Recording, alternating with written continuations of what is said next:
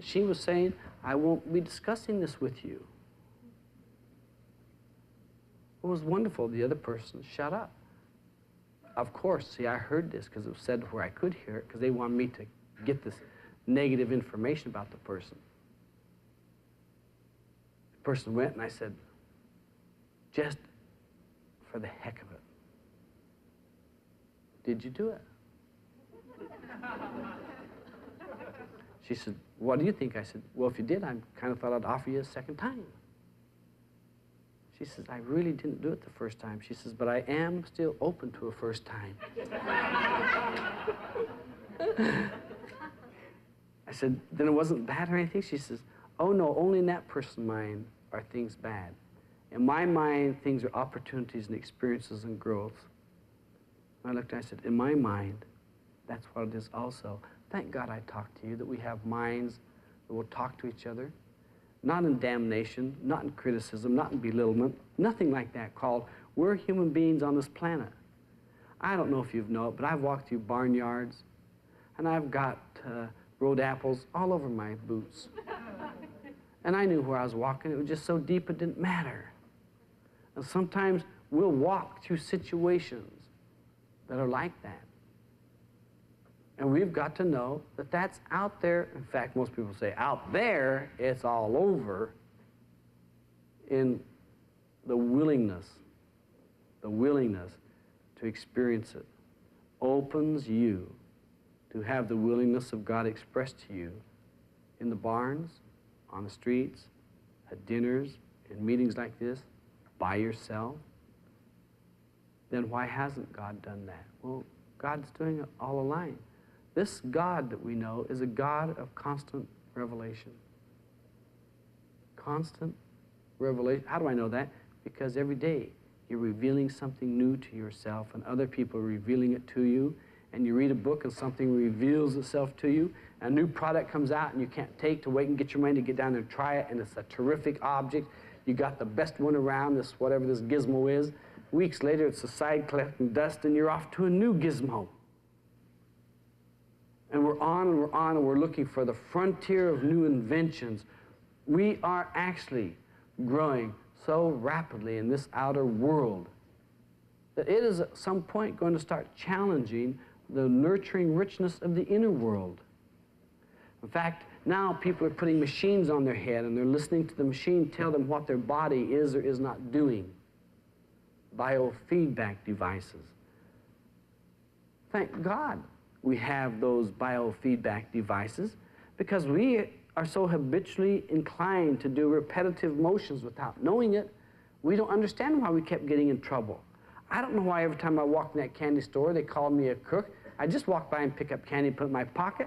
I don't need the candy. I'm not stealing it. It's in your pocket. You didn't pay for it and you got out the door. That qualifies as stealing. But I return it to them. I give them more money. Doesn't matter. See, in our society, if you embezzle money from a bank and you return it within minutes and they caught that you embezzled, you go to jail as though you kept it because you did it. You embezzled it. Yes, I know you gave it back. I know you gave it back with interest. I know you beat yourself. I know you felt bad for yourself. I know you confessed the crime, and you did it, and you go to jail. And that's the way that law is written. And then we say, that's unfair. Don't embezzle in the first place if you want to deal in fairness. Don't take the stuff in the first place. Don't do the activity in the first place. You can't justify yourself in the last place because of what somebody else did. Everybody's doing it. I have a beautiful sister, beautiful daughter. And the daughter, this is many years ago, the daughter wanted to do something. Her mother said, no, you can't. She said, well, and she named 2 or 3 girls. Their mothers are letting them. All of the girls are doing it.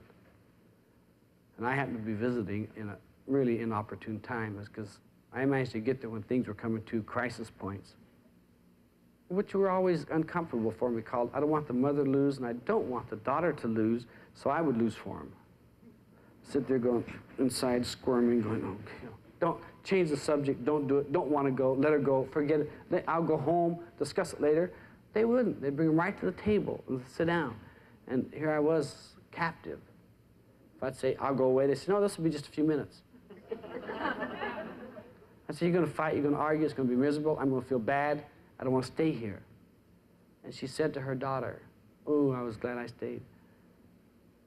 She said, you are not these other girls. You're my daughter. You have different things in life to do than these other girls. Their things may be better than yours, I don't know. Their things may be worse than yours, I don't know. But when you approach yours, you're going to approach yours from a very clean moral place because you're who you are and you're my daughter. And the daughter said, thank you, Mother, and the conversation was over. All she did was explain it to her. Now, my folks would have said, you want to do what? I said no, whack. I go, I got that no. I got it the first time, I got it the second time. I'm not going to ask for why, because they're going to hit me with the other hand.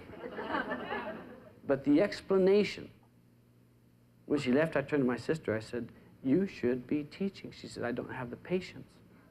And I was thinking, you say you don't have the patience, but you sit and demonstrated infinite patience for her. She got it. But she's a very smart girl. I said, yeah, she's a smart girl. I know a lot of smart girls and smart boys. She said, well, she's always been like that. And I said, so when she came out of the womb, she was saying, I'm smart, just talk to me. She says, oh, no, she would do a lot of little things. I just had to train her. I said, so you trained her? She said, yes. I said, how did you train her? And she proceeded to tell me. I said, Lordy, that takes so long. She said, but she's my daughter, you see, and she's worth it. I said, you didn't know that when she was young. She said, she will still be worth it. Even if she wasn't, she'll still be worth it. Which was a statement about her called, when I get through training her, she will be worth it. Because I will teach her how to think, how to reason. I said, what about your son? She says, I don't know, there's something about mothers and their sons that's different than mothers and their daughters. I said, yeah, it's called prejudice. She said, well, yes. I said, you're going to ruin him. You're going to let him lord it over you, and he's going to grow up, become a father, and become a troublemaking man like other men in the society because you're not doing your... She said, no, sir, not over my dead body. I said, he's not going to do it over your dead body, darling. He's going to do it over your live body. Not over my live body, not over my dead body. He's going to do it the way that's right. And I said, the right for your daughter? She said, no, you see, you don't understand. Those are different, and they have to be treated differently. And, you know, I just mentally tipped my hat to a very wise person who I grew up with, who was dumb and stupid.